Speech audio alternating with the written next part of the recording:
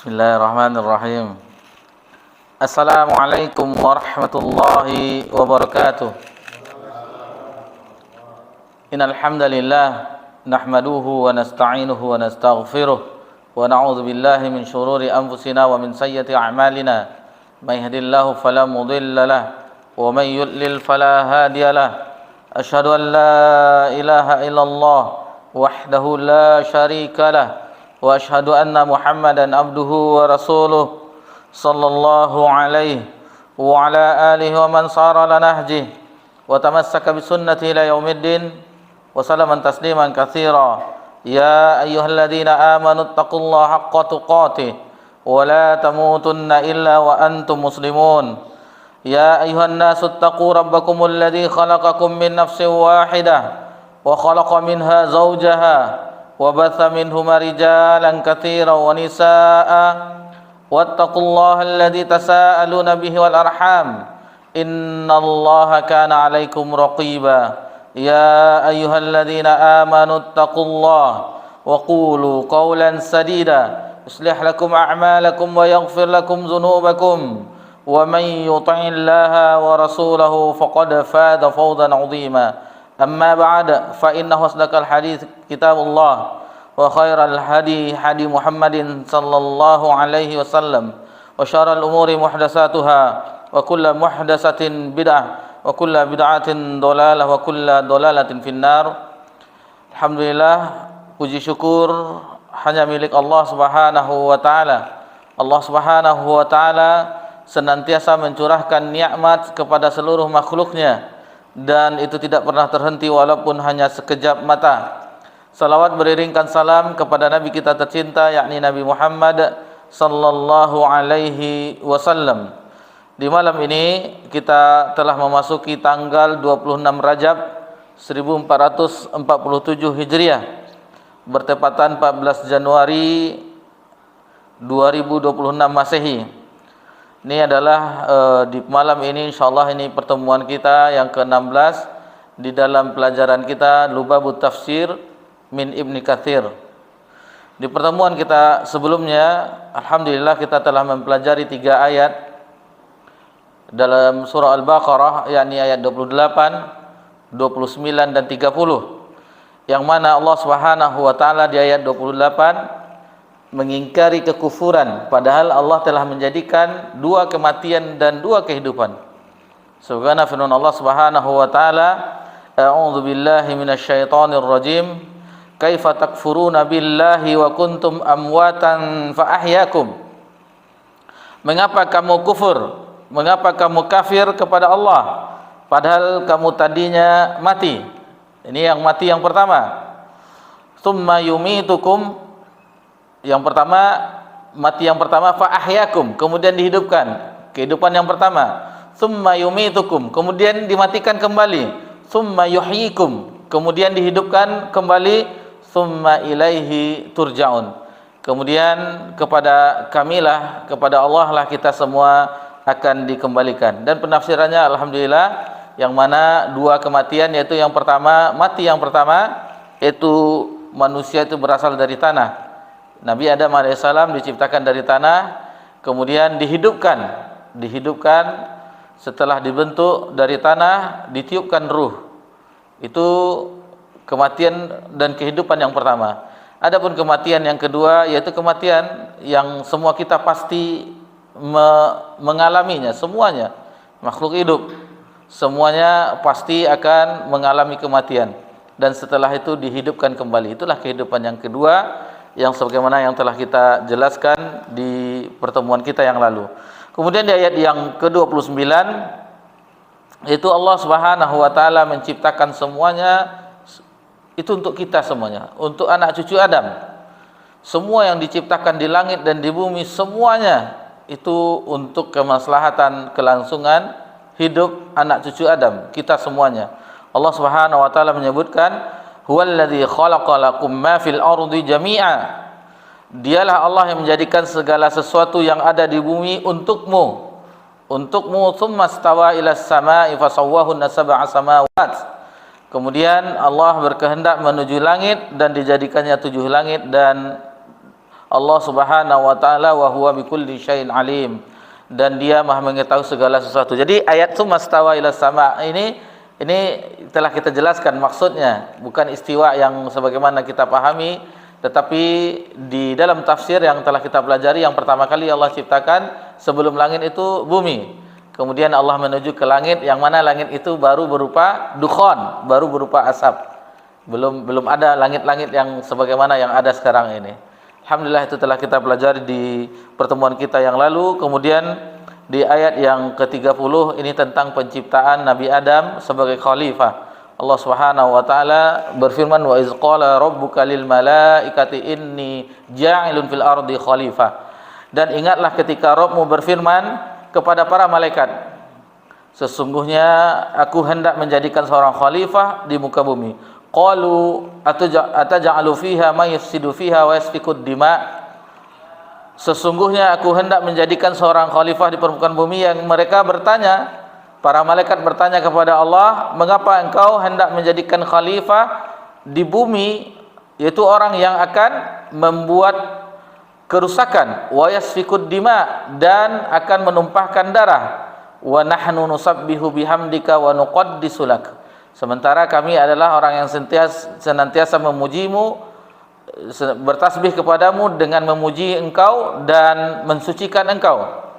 Kemudian qala inni a'lamu ma la ta'lamun. Allah berfirman, sesungguhnya aku mengetahui apa yang tidak kamu ketahui. Ini telah kita jelaskan juga, dan bagaimana khalifah yang dimaksud, beberapa penafsiran alhamdulillah telah kita pelajari, dan bagaimana syarat dari imamah, kepemimpinan, telah kita pelajari juga.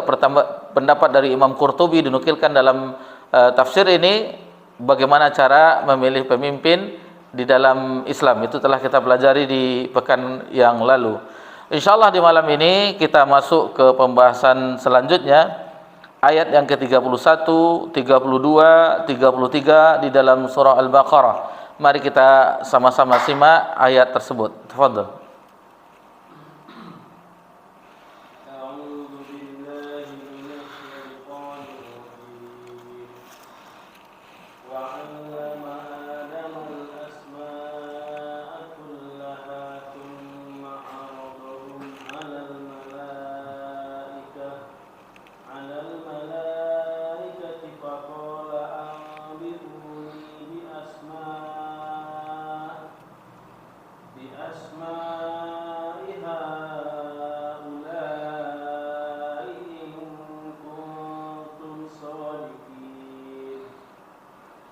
Dia mengajarkan kepada Adam nama-nama benda seluruhnya. Kemudian dia memperlihatkannya kepada para malaikat, seraya berfirman, sebutkan kepadaku nama-nama benda ini jika kamu benar. Qalu subhanaka la ilma lana illa ma 'allamtana innaka antal alimul hakim. Mereka menjawab, Maha suci engkau, tidak ada pengetahuan bagi kami selain yang telah engkau ajarkan kepada kami. Sesungguhnya engkaulah yang maha mengetahui lagi maha bijaksana. Qala ya Adam anbi'hum bi asma'ihim. Walamma anba'ahum bi asma'ihim qala alam aqul lakum inni a'lamu ghaibas samawati wal ardh wa a'lamu ma tubduna wa ma kuntum taktumun. Dia Allah berfirman, wahai Adam, beritahukanlah kepada mereka nama-nama benda itu.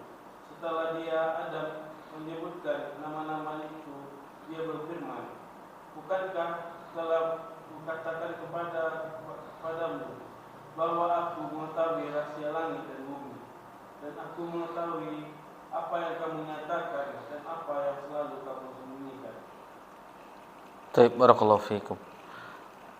Jadi ini sambungan ayat di dalam surah Al-Baqarah ayat yang ke-30, masih lanjutan antara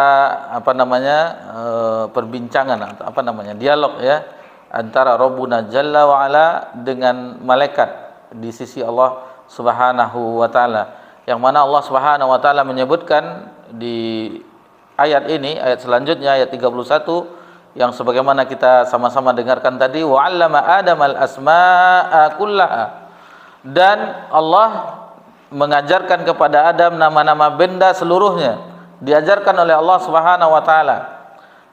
Sebelum kita masuk dari penafsiran Al-Hafidz Ibnu Katsir, perhatikan. Jadi manusia itu untuk belajar ya. Adam saja diajarkan, belajar kita. Nabi Adam alaihissalam belajar, diajarkan oleh Allah Subhanahu wa taala tentang nama-nama benda seluruhnya. Jadi awalnya kita tidak mengetahui ketika lahir, kemudian dengan apa yang Allah berikan kepada kita, Allah berikan semuanya kepada kita, panca indera, mata untuk melihat, telinga untuk mendengar, hati untuk menghayati. Tentu ini sarana-sarana untuk kita dalam talabul ilmi, dalam rangka mempelajari agama Allah Subhanahu wa taala. Kemudian thumma aradahum 'alal malaikati faqala anbi'uni bi asma'i haula.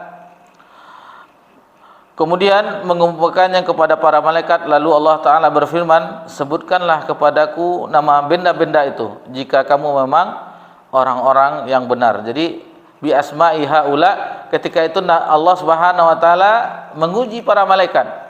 Coba sebutkan nama-nama ini, nama-nama benda ini, burung ini dan seterusnya yang berada di sekitar tersebut.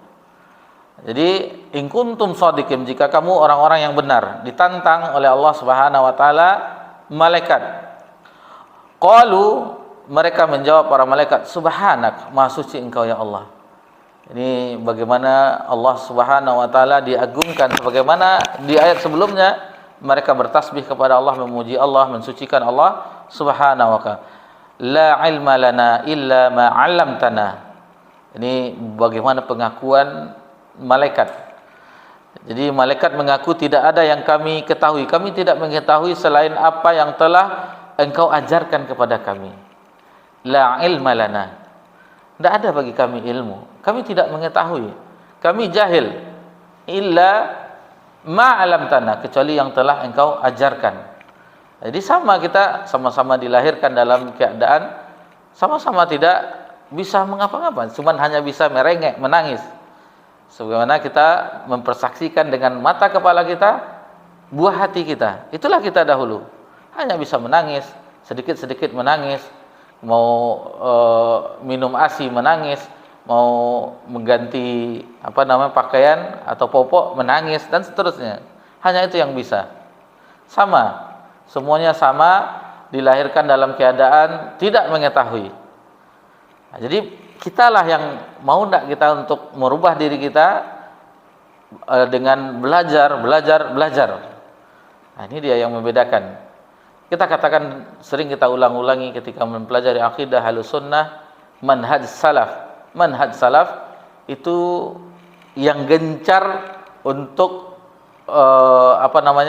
mengingatkan agar senantiasa belajar. Belajar. Sampai kapan? Sampai meninggal. Karena belajar itu tidak ada selesai tingkatan ini. Ini hanya formalitas, formal mendapatkan ijazah. Sementara di ulama-ulama kita zaman dahulu tidak ada ijazah, cuman hanya mungkin tazkiyah pengakuan ini setelah mencatat hadis ini dan seterusnya. Tetapi mereka bukan itu yang mereka harapkan. Mereka mengharapkan ganjaran di sisi Allah Subhanahu wa taala. Dengan keikhlasan mereka dalam talabul ilmi, lihatlah nama-nama mereka masih kita kenal sekarang. Kitab-kitab mereka masih kita dapatkan sekarang, bahkan kita bisa mempelajari karya-karya mereka. Sementara orang-orang dahulu, orang-orang yang mungkin sebagai penguasa atau orang-orang yang menjadi khalifah, itu hanya sebagian kecil yang kita ketahui.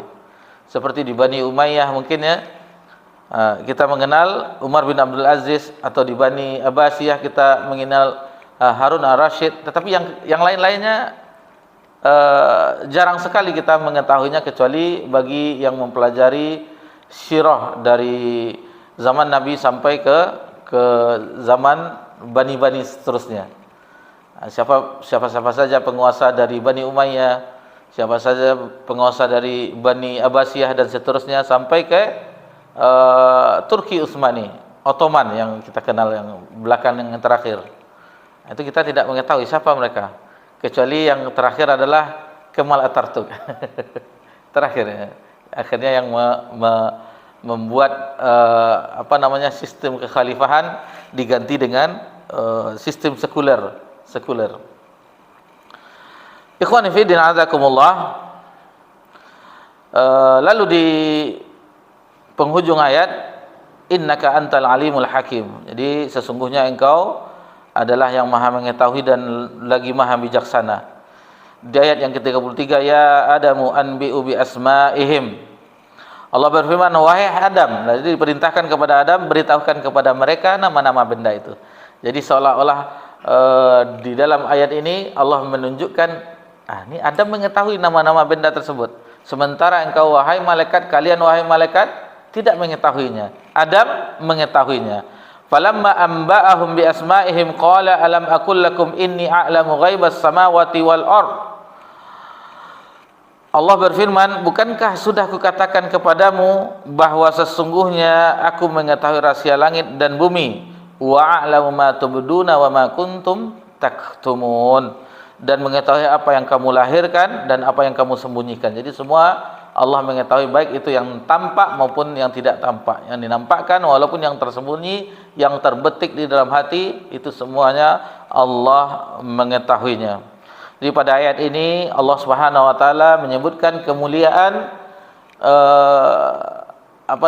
istilahnya nenek moyang ya, kakek moyang atau nenek moyang. Kalau istilah kita nenek moyang ya, Nabi Adam itu nenek moyang. Kakek moyang nggak ada orang nyebut kakek moyang. Jadi itulah Adam dengan kemuliaannya atas para malaikat ketika itu, yang mana telah ditunjukkan oleh Allah Subhanahu wa taala. Allah telah mengajarkan nama-nama kepada malaikat dan menunjukkannya di depan hadapan para malaikat tentang pengetahuan Adam dengan nama-nama benda yang ada di situ. Jadi ini pelajaran bagi kita bahwasanya Allah Subhanahu wa taala menyebutkan di dalam firman-Nya tersebut, inni a'lamu ma la ta'lamun. Sesungguhnya aku mengetahui apa yang tidak kalian ketahui terhadap malaikat. Jadi Allah mengetahui bagaimana kemaslahatannya. Sebagaimana kita telah pelajari di pelajaran sebelumnya, kemaslahatan yang sangat besar terhadap diciptakannya manusia, dijadikannya manusia khalifah di permukaan bumi. Bukankah di antara manusia itu ada yang Allah jadikan utusannya, Nabi dan Rasul? Bukankah di antaranya ada yang menjadi wali Allah, orang-orang yang taat kepada Allah, orang yang khusyuk kepada Allah, orang yang beriman terhadap utusan Allah, dan seterusnya. Ini kemaslahatan yang besar yang tidak diketahui oleh para malaikat. Ini kemudian Allah memberitahukan kepada para malaikat bahwasanya Allah lebih mengetahui apa yang mereka tidak ketahui. Jadi Allah Subhanahu wa taala menyebutkan situasi atau kedudukan, menjelaskan kemuliaan Nabi Adam alaihissalam sebagai nenek moyang kita. Jadi bagaimana kemuliaan Nabi Adam dibandingkan malaikat di dalam ayat ini, meskipun dalam situasi yang lain malaikat itu memiliki keutamaan. Ada yang malaikat muqarrabin yang dekat kepada Allah. Malaikat itu tidak ada nafsunya sehingga tidak bermaksiat kepada Allah, selalu patuh kepada Allah Subhanahu wa taala. Namun dalam situasi ini yang sedang kita pelajari, ini menunjukkan kemuliaan manusia dibandingkan dengan malaikat.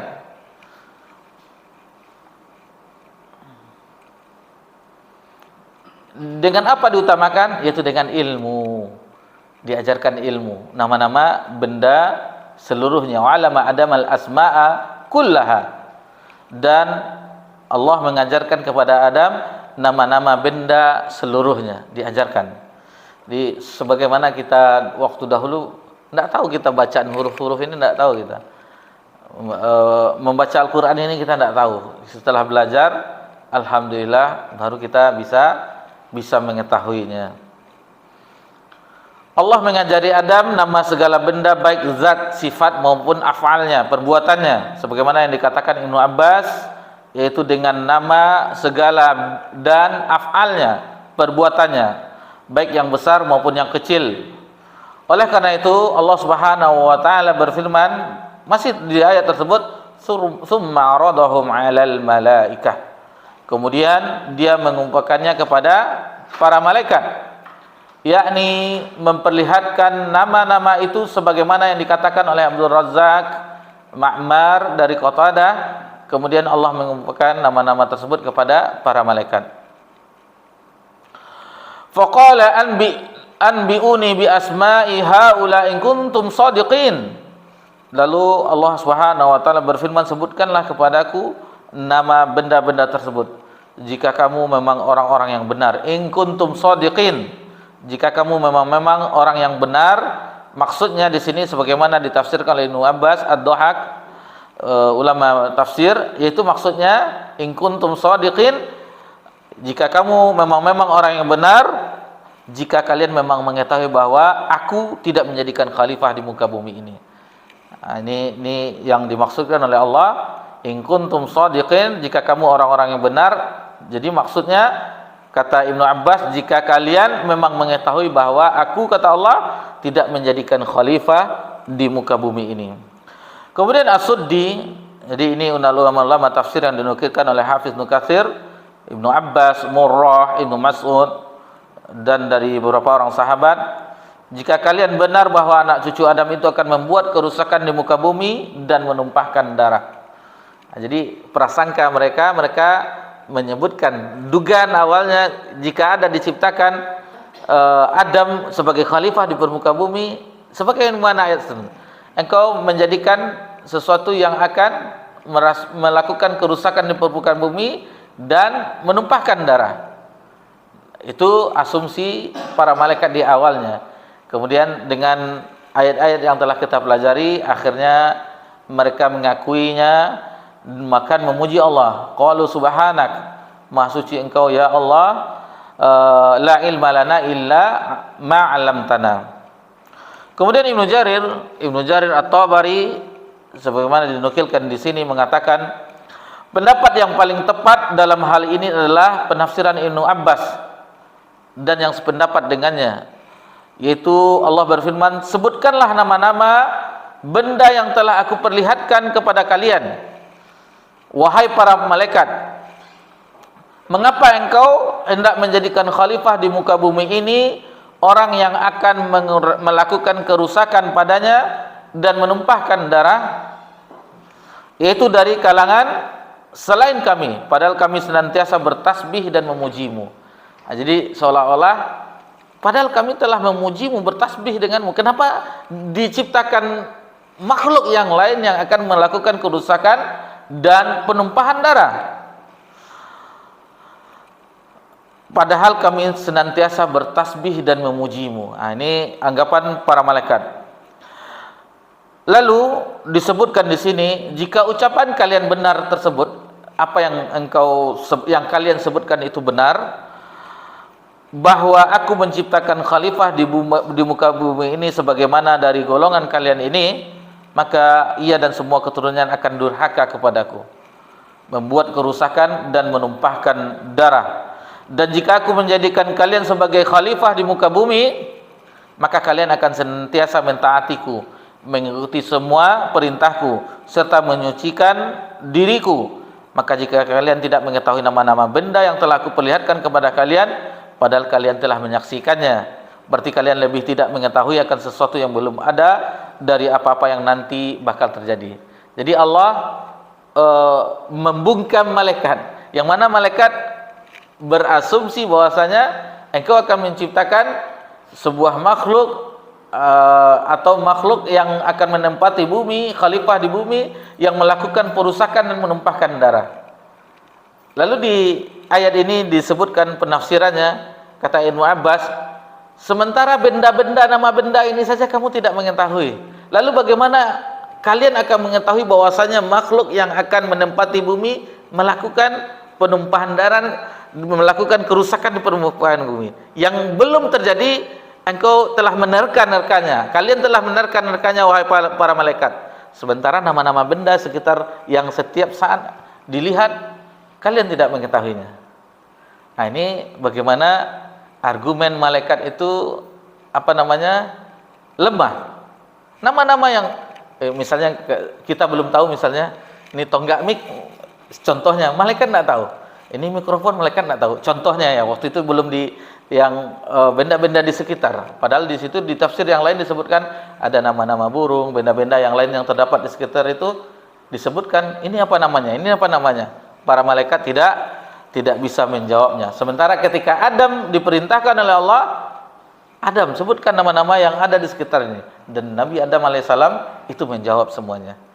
Ini namanya, ini namanya, ini namanya, ini burung ini burung ini burung gagak. Disebutkan oleh Nabi Adam alaihissalam. Qalu subhanaka la ilma lana illa ma 'allamtana innaka antal alimul hakim. Jadi para malaikat berkata, Maha suci engkau, subhanak, maha suci engkau. La ilma lana illa ma 'allamtana. Tidak ada yang kami ketahui. Kami tidak memiliki ilmu kecuali apa yang telah engkau ajarkan kepada kami. Innaka antal alimul hakim. Sesungguhnya engkau maha mengetahui lagi maha bijaksana. Jadi inilah penyucian dan pembersihan bagi Allah yang dilakukan oleh para malaikat, bahwasanya tidak ada seorang pun yang dapat mengetahui, tidak ada seorang pun yang dapat mengetahui sesuatu dari ilmunya kecuali apa yang dikehendaki oleh Allah Subhanahu wa taala, dan bahwa mereka tidak akan pernah mengetahui sesuatu kecuali apa yang telah diajarkan oleh Allah Subhanahu wa taala. Itu makanya di ayat ini yang kita bacakan tadi dari yang ke-32, subhanak, maha suci engkau ya Allah, la ilma lana illa ma 'allamtana innaka antal alimul hakim. Maha suci engkau wahai Rabb kami ya Allah, tidak ada yang kami ketahui kecuali yang telah engkau ajarkan kepada kami, dan sesungguhnya engkau maha mengetahui lagi maha. Arti dari ayat ini sebagaimana dijelaskan oleh mufassir, jadi Allah maha mengetahui segala sesuatu dan maha bijaksana dalam penciptaannya, dalam perintahnya, dalam pengajarannya, dan dalam pencegahannya terhadap apa-apa yang tidak kalian ketahui. Bagimu hikmah dan keadilan yang sempurna. Subhanallah. Menurut Ibnu Hatim, Ibnu Abbas, penyucian Allah terhadap dirinya sendiri dari segala keburukan. Kemudian Umar radhiyallahu anhu, jadi disebutkan di sini di tafsir ini, Umar bin Khattab radhiyallahu anhu pernah mengatakan kepada Ali dan para sahabat radhiyallahu anhum yang ada bersamanya, la ilaha illallah. Ini suatu apa yang terjadi di zaman Umar. Tiada ilah yang berhak diibadahi kecuali Allah. Kami telah mengetahuinya. Lalu apa itu subhanallah? Jadi la ilaha illallah telah dipahami oleh para sahabat. Jadi mereka lebih mengetahui dahulu tentang kalimatut tauhid, kalimatut thayyibah. Mereka memahaminya. Karena sesuai dengan firman Allah dalam surah Muhammad ayat 18, fa'lam annahu la ilaha illallah wastaghfir li dzambik. Jadi maka ketahuilah tidak ada ilah yang berhak diibadahi kecuali Allah. Itu yang harus diilmui dahulu. Bagaimana yang terdapat dalam unsur-unsurnya, ada maknanya. Apa makna dari la ilallah, la ma'budu bihaqqin illallah? Tidak ada sesembahan yang hak, yang benar kecuali Allah. Kemudian mempunyai dua rukun. Pertama rukunnya adalah nafi, menafikan la ilaha. La ilaha illa, la ilaha itu menafikan, meniadakan. Tidak ada sesembahan. Dihapus semua sesembahan, dikosongkan semuanya. Tidak ada sesembahan. Kemudian musbitan, ditetapkan illallah, kecuali hanya Allah. Semuanya tidak ada sesembahan kecuali Allah. Kemudian memiliki syarat-syaratnya, sebagaimana dikatakan oleh ulama-ulama terdahulu, diantaranya Wahab bin Nabi rahimahullah taala, sesungguhnya kalimat la ilaha illallah itu adalah miftahul jannah, kunci surga. Namun setiap kunci itu memiliki gerigi-gerigi. Yang gerigi-geriginya ini dia syarat-syaratnya, syarat-syarat dari kalimat la ilallah. Ada 7 syarat-syarat dari kalimat la ilallah yang semuanya tentu tegak dengan dalil-dalil. Kalau kita rujuk lagi kembali kepada syarat-syarat la ilallah yang telah disusun oleh para ulama akidah, itu merujuk kepada dalil. Dan ada juga yang mengatakan 8. Yang 7 adalah yang pertama al-ilmu, apalagi yang kedua al-yaqin, tidak ada keraguan di situ, yakin. Yang ketiga as-siddiqu, jujur, tidak boleh dusta dengan kalimat la ilaha illallah. Yang berikutnya apa lagi? Mahabbah, cinta. Kemudian al-inqiyad, taat. Kemudian ikhlas, 6. Kemudian yang ketujuh qabul, menerima kalimat la ilaha illallah. Ulama yang mengatakan 8 yaitu berlepas dari kesyirikan, itu yang sebagian. Cuman yang masyhur adalah 7 tersebut. Itu kunci-kuncinya, gerigi-geriginya, maksudnya gerigi-gerigi dari kunci tersebut. Seperti ilmu, dalilnya fa'lam annahu, kemudian al-yaqin ada juga dalilnya, kemudian as-siddiqu ada dalilnya juga, mahabbah ada dalilnya juga, dan seterusnya. Taib. Lalu apa itu subhanallah? Lalu ketika itu Ali bin Abi Thalib berkata kepada Umar, itulah kalimat yang disukai dan diridai oleh Allah untuk dirinya sendiri, serta Allah sukai untuk diucapkan. Di subhanallah, Allah mencintai kalimat tersebut untuk dirinya sendiri, dan Allah itu mencintai atau menyukai hamba yang mengucapkan. Jadi makanya ada zikir-zikir setelah salat fardu, subhanallah, subhanallah, subhanallah, atau di zikir pagi subhanallah wa bihamdi 100 kali, yang mana kita ucapkan di pagi hari, Allah akan ampuni dosa kita walaupun sebanyak buih di lautan. Tapi kan berat mengamalkannya, apalagi pagi-pagi kan. Biasanya pagi-pagi bagi yang merutinkannya merasa akan mungkin hanya sebagian. Asbahna wa asbahal mulku lillah walhamdulillah. Tetapi yang subhanallah wa bihamdi 100 kali, la ilaha illallah wa la syarikalah lahul mulku wa lahul hamdu 100 kali, kemudian astagfirullah 100 kali, itu berat itu. Tapi sebenarnya mudah. Sambil berkendaraan bisa, tidak harus di masjid. Misalnya kita tidak bisa sampai syuruk misalnya, bisa kapan saja. Tapi kebanyakan setelah subuh tidur kembali. Basam buang lalu. Taib. Kemudian ayat selanjutnya, qala ya Adamu anbi'u bi asma'ihim falamma anba'ahum bi asma'ihim. Allah berfirman, wahai Adam, beritahukanlah kepada mereka nama-nama benda ini. Kemudian setelah itu diberitahukannya kepada mereka semua nama-nama benda itu. Qala alam aqul lakum inni a'lamu ghaibas samawati wal ard. Allah berfirman, yaitu bukankah sudah aku katakan kepadamu bahwa sesungguhnya aku mengetahui rahasia langit dan bumi. Wa a'lamu ma tubduna wa ma kuntum taktumun, serta mengetahui apa yang ditampakkan atau dilahirkan dan apa yang disembunyikan. Zaid bin Aslam ini salah seorang ulama tafsir juga dari generasi terdahulu, Zaid bin Aslam. Jadi Adam berkata, engkau ini Jibril, engkau ini Mikail, engkau ini Israfil, dan seluruh nama-nama sampai kepada nama burung-burung, ini burung gagak dan seterusnya. Jadi disebutkan oleh Nabi Adam nama-namanya. Engkau namanya Jibril, ini Mikail, ini Israfil dan seterusnya. Ini burung ini burung ini pohon ini pohon ini. Disebutkan oleh Adam alaihissalam. Setelah keutamaan Adam alaihissalam atas malaikat itu terbukti dengan menyebutkan segala nama yang telah diajarkan oleh Allah Subhanahu wa taala, maka Allah Subhanahu wa taala berfirman kepada malaikat, alam aqul lakum inni a'lamu ghaibas samawati wal ard. Bukankah sudah aku katakan kepadamu bahwa sesungguhnya aku mengetahui rahasia langit dan bumi, wa a'lamu ma tubdun wa ma kuntum taktumun, dan mengetahui apa yang ditampakkan atau dilahirkan dan mengetahui apa yang disembunyikan. Tadi pernah disinggung sebelum kita masuk ayat ini bahwasanya ketika malaikat diuji oleh Allah, sebutkan nama-nama yang ada di sekitar ini. Tidak tahu mereka lalu dipanggil Adam sebagaimana yang disebutkan di ayat ini. Lalu Allah berfirman kepada malaikat, nama-nama yang di sekitar kalian saja kalian tidak mengetahui.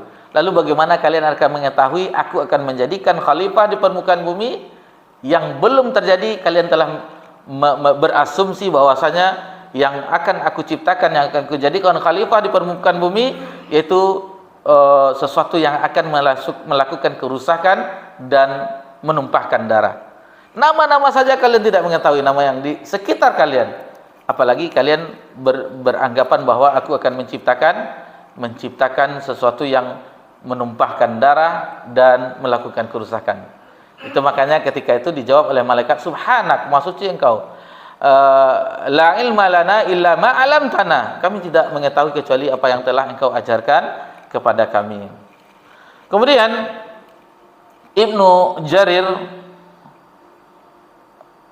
membawakan pendapat dari Ibnu Abbas mengenai akhir dari ayat tadi, wa a'lamu ma tubdu wa ma kuntum taktumun, dan aku mengetahui apa yang kamu lahirkan, kamu tampakkan, dan apa yang kamu sembunyikan.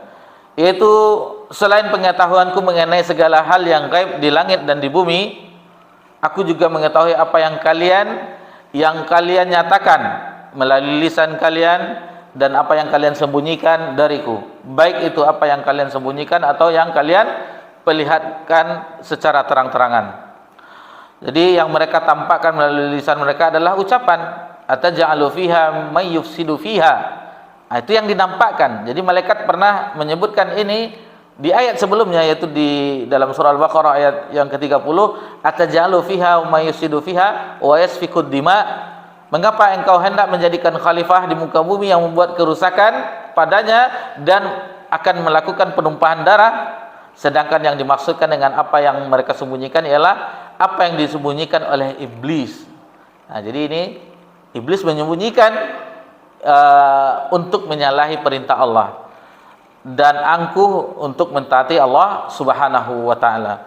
Jadi lebih lanjut Ibnu Jarir rahimahullah mengemukakan hal ini dibenarkan sebagaimana masyarakat Arab yang suka menyebutkan bahwasanya pasukan telah terbunuh dan terkalahkan. Padahal yang terbunuh itu tidak semua pasukan tersebut, hanya sebagian yang terbunuh dan sebagian ada yang selamat. Namun ungkapan itu sudah biasa dilakukan oleh orang Arab. Jadi tidak semuanya yang terbunuh, hanya sebagian yang terbunuh dan ada sebagian yang selamat. Namun ungkapan orang-orang Arab, pasukan telah terbunuh dan terkalahkan. Lalu berita tentang satu orang yang terkalahkan, yang terbunuh itu dinyatakan sebagai berita kekalahan kelompok mereka secara keseluruhan. Ini misalnya di dalam di dalam beragama, ada satu kelompok melakukan kesalahan, individu, anggap saja suatu individu, salah seorang ustadz tergelincir, nanti dihukumi oleh orang yang membenci dakwah ini, lihatlah salafi itu begini, menghukumi semuanya, padahal yang tergelincir satu orang. Ini kebiasaan orang-orang Arab, juga biasa seperti itu. Kemudian innal ladzina yunadunaka min wara'il hujurat, sesungguhnya orang-orang yang memanggilmu dari luar kamarmu, dalam surah Hujurat ayat 13. Padahal yang memanggil itu sebenarnya hanya satu orang saja dari Bani Tamim, tetapi dikatakan itu banyak. Jadi ketika ayat ini turun, yang memanggil itu hanya satu orang saja dari Bani Tamim, tetapi di ayat itu dikatakan innal ladzina yunadunaka min wara'il hujurat, seolah-olah itu banyak. Kemudian mengenai firman Allah Subhanahu wa taala, wa a'lamu ma tubdu wa ma kuntum taktumun. Jadi selesailah pembahasan kita, dan aku mengetahui apa yang kamu lahirkan dan apa yang kamu sembunyikan. Selesai pembahasan kita di 3 ayat tadi, ayat 31, 32 dan 34 di dalam surah Al-Baqarah. Sudah azan? Belum? Baik, kita tambahkan ayat berikutnya, ayat 34. Iqra, fadhal.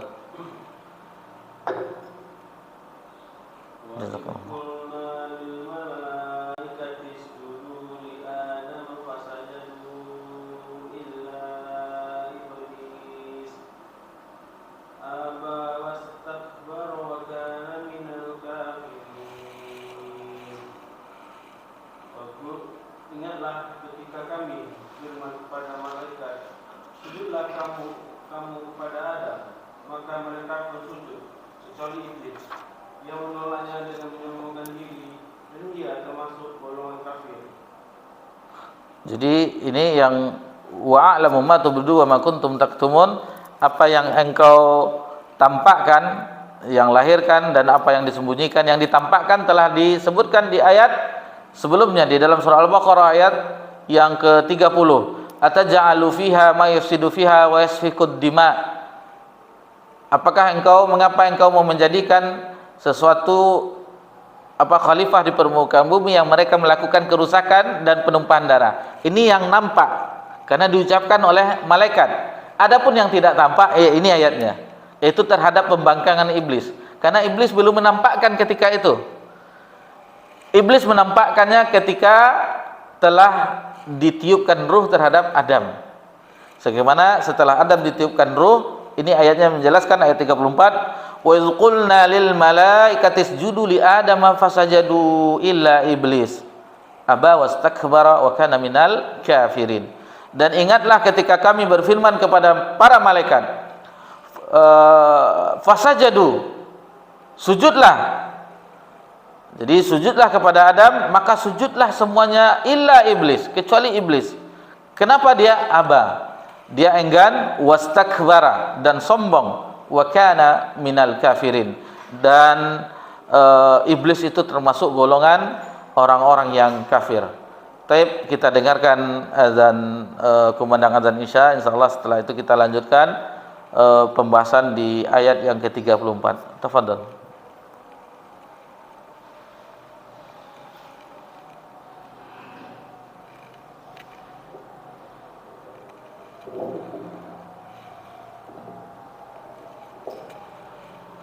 Allahu Akbar, Allahu Akbar,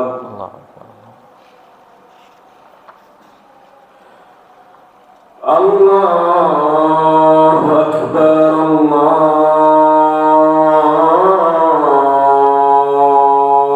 Akbar.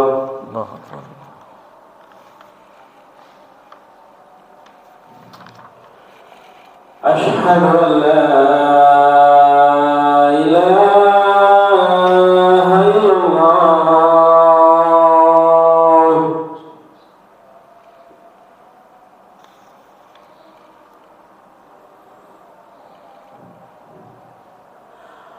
Asyhadu an la ilaha illallah.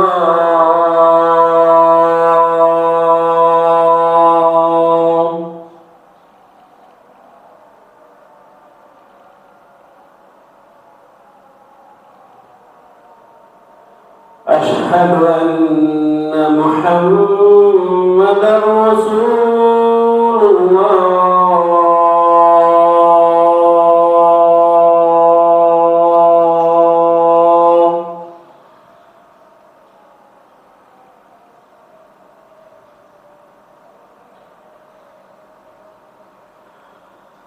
Asyhadu anna Muhammadar Rasulullah.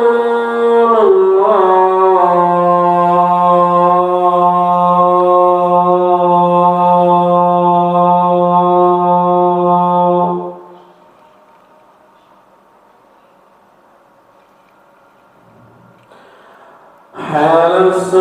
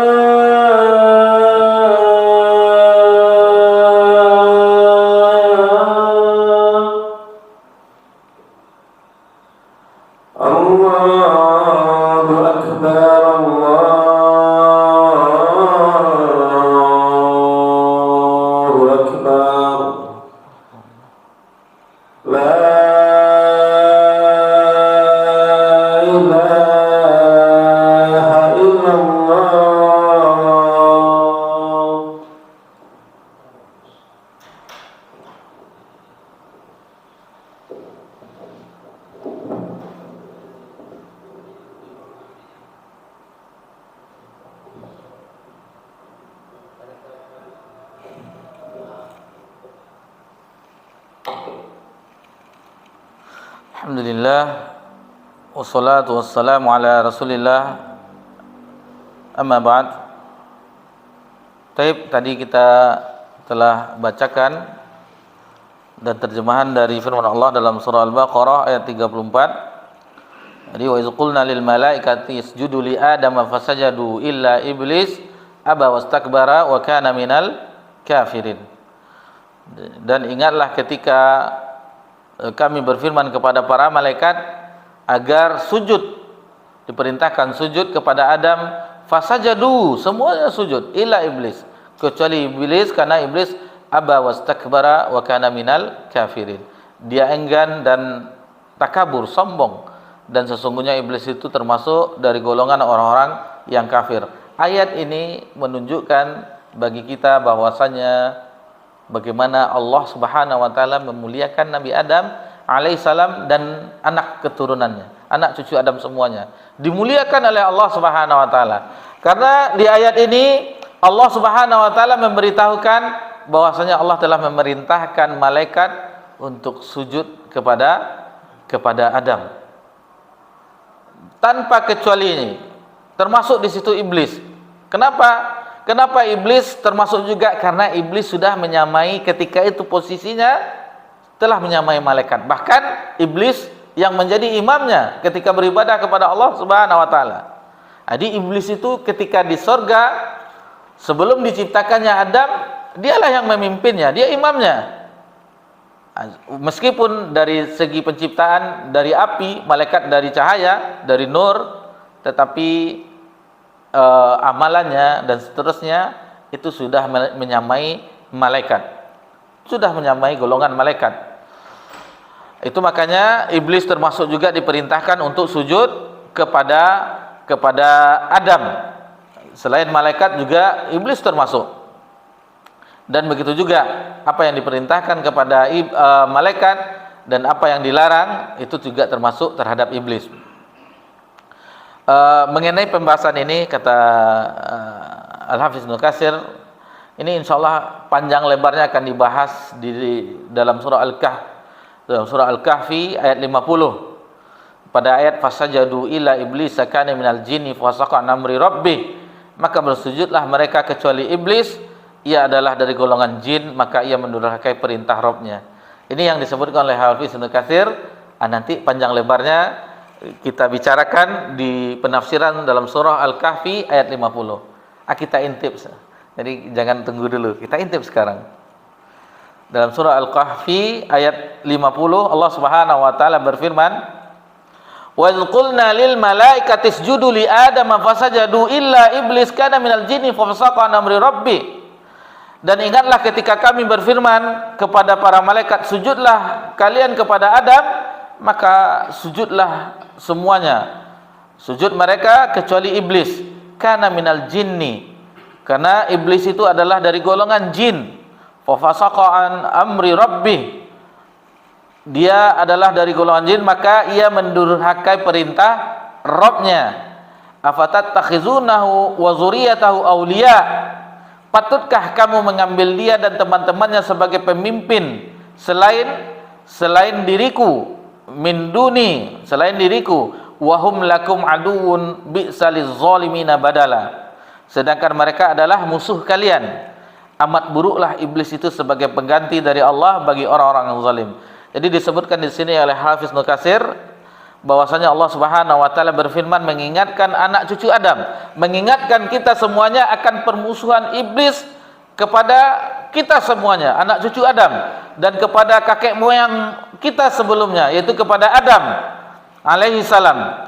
Sebagaimana Allah Subhanahu wa taala firmankan bahwasanya Allah Subhanahu wa taala mengingatkan kepada sebagian dari mereka mengikuti iblis, karena ada di antara keturunan Nabi Adam yang terbujuk rayu dengan iblis, mengikuti langkah-langkah syaitan, mudah dibujuk rayu oleh syaitan yang menentang Allah Subhanahu wa taala. Padahal Allah yang telah memulai penciptaan, Allah yang berkah kelembutannya, Allah yang telah memberi rezeki, Allah yang telah memberikan makanan, tetapi sesudah itu justru berpihak kepada iblis. Ini aneh. Allah yang telah menciptakan, Allah yang telah seluruhnya kebaikan, maha kelembutan Allah, maha baiknya Allah, maha kasih sayang Allah, tetapi tidak patuh kepada Allah, bahkan akhirnya mengikuti bujuk rayu iblis. Padahal iblis itu musuh Allah. Untuk mengingatkannya kembali, di ayat ini disebutkan dalam surah Al-Kahfi ayat 50, wa iz qulna lil malaikah, dan ingatlah ketika kami berfirman kepada para malaikat, semua malaikat, sebagaimana yang tadi ayat ini yang kita sebutkan, wa iz qulna lil malaikati isjudu fasajadu ila iblis, di ayat yang sedang kita bahas.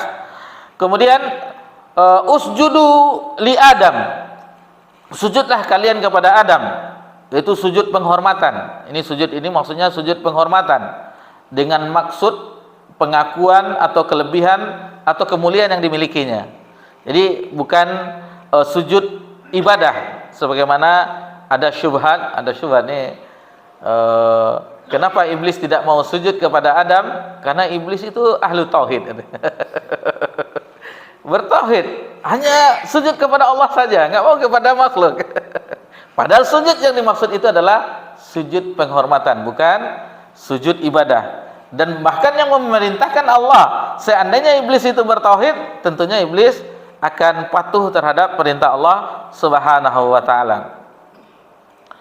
Di ayat yang lain dalam surah Al-Hijr ayat 28 29, "Idz qala rabbuka lil malaikati inni khaliqun basyaran min salsalin min hama'im masnun." Dan ingatlah ketika Rabbmu berfirman kepada para malaikat, sesungguhnya aku akan menciptakan seorang manusia dari tanah liat yang kering, dari salsalin min hama'im masnun.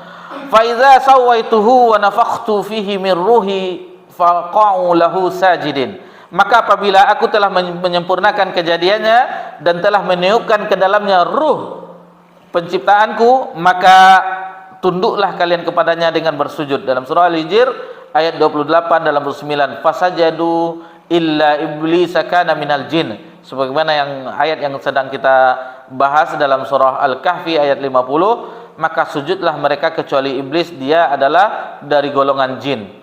Yakni iblis itu berasal dari jin, karena sesungguhnya jin itu diciptakan dari nyala api, sedangkan para malaikat diciptakan dari nur, dari cahaya, seperti yang telah disebutkan dalam hadis sahih melalui Ummul Mukminin Aisyah radhiyallahu anha dari Rasulullah sallallahu alaihi wasallam yang telah bersabda, khuliqatil malaikatu min nur, malaikat diciptakan dari cahaya, wa khuliqa iblisu min maraj min nar, dan Adam itu dan telah diciptakan iblis itu dari api, khuliqa Adamu mimma wusifatilakum, dan Adam diciptakan dari tanah liat yang telah digambarkan kepada kalian.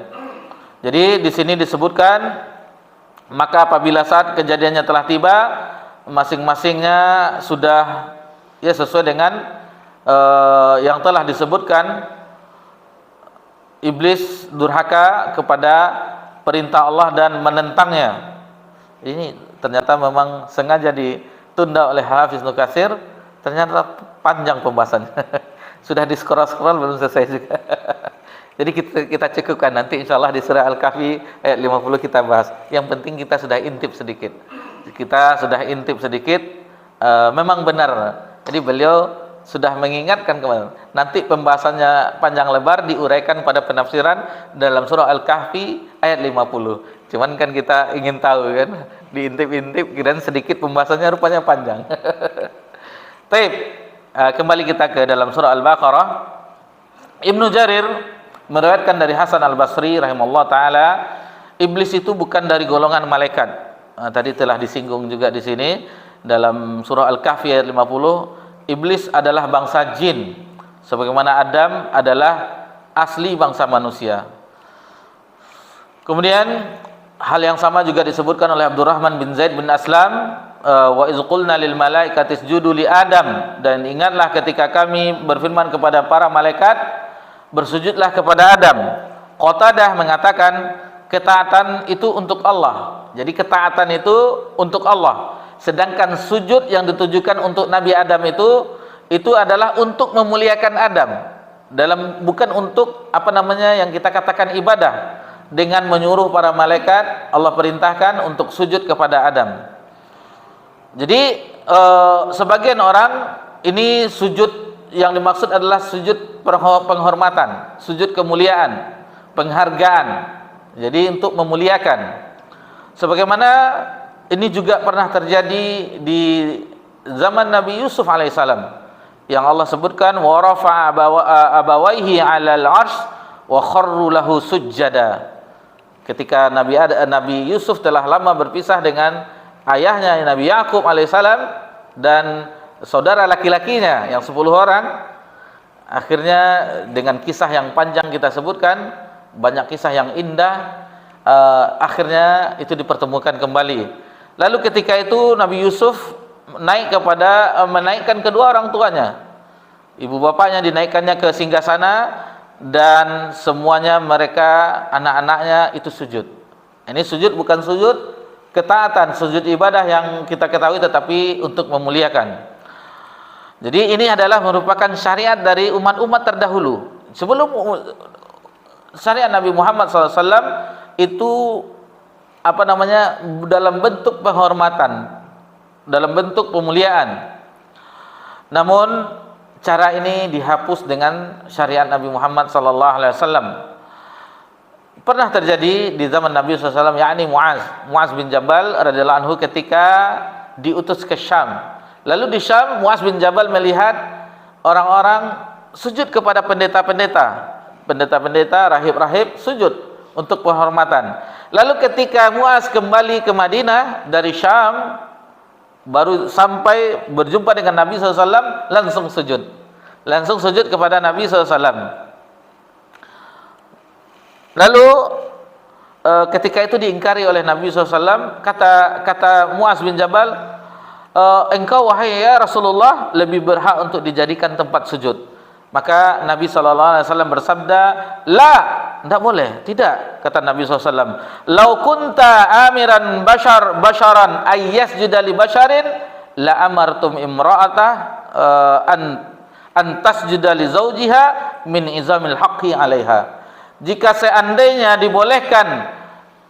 diperintahkan manusia untuk sujud kepada manusia, maka diperintahkan istri untuk sujud kepada suaminya, karena besarnya hak suami terhadap istrinya. Tetapi tidak ada sujud manusia terhadap manusia. Itu sudah dihapus sejak diutusnya Nabi Muhammad sallallahu alaihi wasallam. Ada sebagian lagi mengatakan sujud tersebut ditujukan kepada Allah Subhanahu wa taala dan kepada Nabi Adam alaihissalam. Jadi sujud itu sebenarnya untuk Allah. Adapun Adam itu arahnya saja, seperti kiblat Ka'bah. Kan kita bukan menyembah Ka'bah, tapi menyembah Allah. Tetapi itu hanya kiblat saja, menghadap ke Ka'bah. Jadi malaikat itu menghadap kiblatnya itu Adam. Sebenarnya tujuannya adalah Allah. Ini menurut pendapat yang lain. Seperti di firman Allah, aqimis sholata liduluki syams, dirikanlah salat dari sesudah matahari tergelincir. Tetapi apabila diteliti secara cermat, kata Hafiz Ibnu Katsir, bahwa pendapat yang kuat adalah pendapat yang pertama, bukan pendapat yang kedua yang arah kiblat. Tetapi pendapat yang pertama benar-benar sujud kepada Adam, bukan sujud yang kita syariat Nabi Muhammad, tapi sujud syariat sebelumnya, yaitu sebagai penghormatan dan memuliakan. Fasajadu illa iblis aba wastakbara wa kana minal kafirin, maka bersujudlah mereka semuanya, para malaikat, kecuali iblis, karena ia enggan, aba wastakbara, sombong, takabur, wa kana minal kafirin, dan adalah dia termasuk dari orang-orang kafir, maksudnya iblis. Disebutkan oleh Qatadah mengenai ayat yang baru saja tadi kita sebutkan, iblis itu adalah musuh Allah. Iblis iri terhadap Adam alaihissalam atas kemuliaan yang telah dianugerahkan Allah kepadanya. Lalu iblis itu berkata, aku diciptakan dari api, sedangkan Adam itu hanya dari tanah. Ana khairum minhu. Di ayat yang lain, di ayat ada itu, ana khairum minhu, khalaqtani min nar wa khalaqtahu min tin. Aku diciptakan dari api, sementara dia diciptakan dari tanah. Di pekan yang lalu telah kita bawakan riwayat di dalam Al-Bidayah wa An-Nihayah, juga karangan dari Hafiz Ibnu Katsir, yang mana ketika malaikat berbolak-balik untuk mengambil tanah. Ada sebagian yang tidak mau diambil, padahal malaikat yang mengambil. Ada sebagian tadi, dan akhirnya tanah liat yang kering itu yang dibawa, dan itu dibentuk langsung oleh Allah dengan tangannya sendiri. Nabi Adam alaihissalam, sebagaimana pohon-pohon di surga itu Allah sendiri yang menanam dengan tangannya. Ini jangan dibayangkan sebagaimana pelajaran kita dalam akidah tauhiyah. Itu jangan dibayangkan tangan yang ada tangan makhluk, tetapi tangan tentunya sesuai dengan kebesaran dan keagungan Allah. Sementara tangan yang ada sekarang saja itu berbeda. Tangan kita dengan tangan monyet berbeda. Tangan monyet banyak bulunya. Nah, sementara tangan kita, ini yang nampak sekarang ini. Makhluk dengan makhluk saja berbeda, apalagi Khaliq. Dan ini dosa yang pertama yang dilakukan sejak diciptakannya alam semesta ini. Itu dosa iblis yang dengan penuh kesombongan, karena dia adalah musuh Allah. Jadi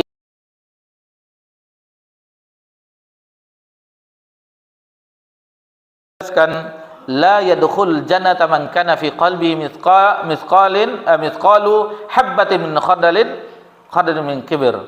Tidak akan masuk surga orang yang di dalam hatinya ada kesombongan, meskipun itu hanya sebiji sawi, tidak akan masuk surga.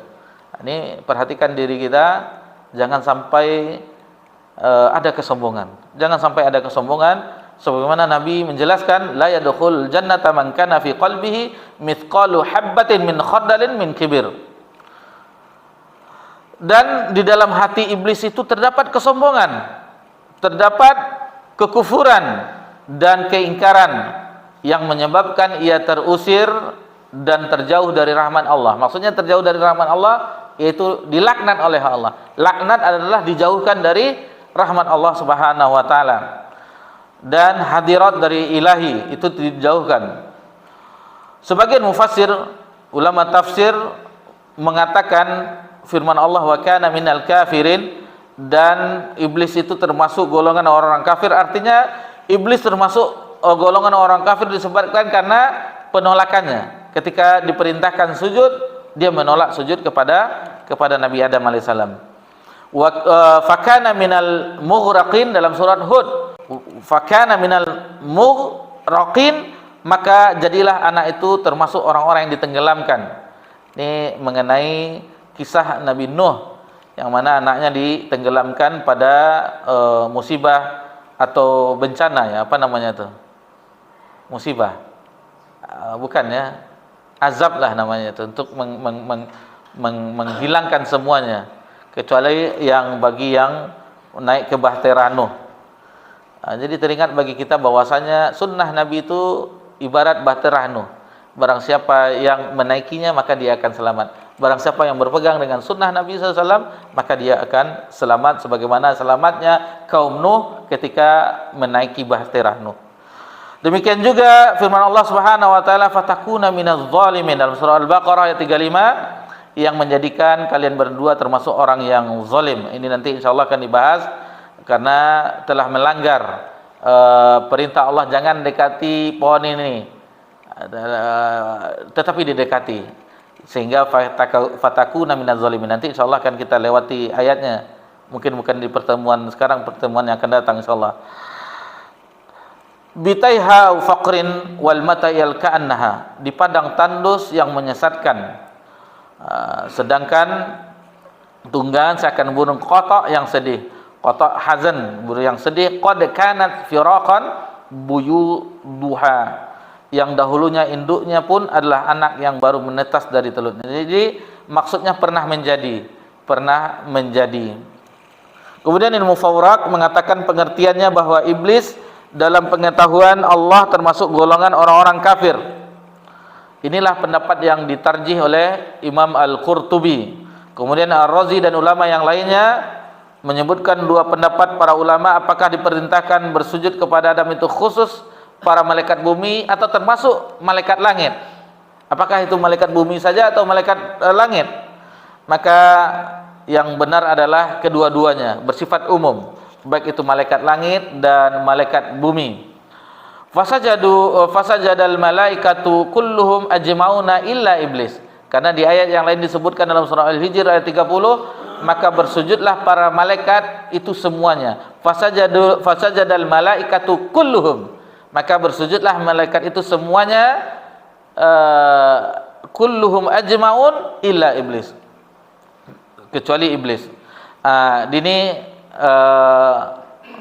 Inilah yang memperkuat pendapat bahwasanya malaikat bukan khusus malaikat bumi saja atau langit saja, tetapi malaikat yang ada di langit dan malaikat yang ada di bumi. Wallahu a'lam. Taib, alhamdulillah kita selesaikan pembahasan kita di malam yang berbahagia ini. Ada 4 ayat telah kita pelajari penafsirannya dalam surah Al-Baqarah ayat 31, 32, 33 dan 34. Alhamdulillah. Ini adalah nikmat dari Allah dan ini adalah momen indah di dalam kehidupan kita. Mungkin kita tidak merasakannya, akan tetapi ingatlah di akhirat ketika kita berhadapan dengan Allah, maka hujjah, karena Al-Quran itu hujjah bagi kita dan akan menjadi hujjah alaika wa alaik. Kalau tidak membela kita akan memberatkan kita. Jadi usaha kita mempelajari tafsir ini adalah nanti bagaimana di akhirat apabila kita dibangkitkan, kita telah mempelajarinya. Kita mempelajari apa yang telah Allah turunkan kepada kita, kepada semua umat Nabi Muhammad sallallahu alaihi wasallam. Jadi tidak ada ruginya di waktu-waktu kita yang kita bisa luangkan. Alhamdulillah kita mempelajari sebaik-baik kalimat. Fa innahu khairal hadis kitabullah. Sebaik-baik perkataan, sebaik-baik ucapan. Fa innal kalam adalah firman Allah Subhanahu wa taala. Dan ini yang paling indah ungkapan di permukaan bumi. Karena adalah firman Allah, kalamullah. Jangan sampai kita dipalingkan dengan hal-hal yang menyibukkan sehingga di usia-usia kita, di sisa usia kita belum pernah mempelajari atau mentadabburi, menghayati ayat-ayat Allah Subhanahu wa taala. Alhamdulillah, maka kita cukupkan pelajaran kita di kesempatan ini. Wassallallahu ala nabiyyina Muhammad sallallahu alaihi wasallam wa ala alihi washabbihi ajmain walhamdulillahi rabbil alamin. Wassalamualaikum warahmatullahi wabarakatuh.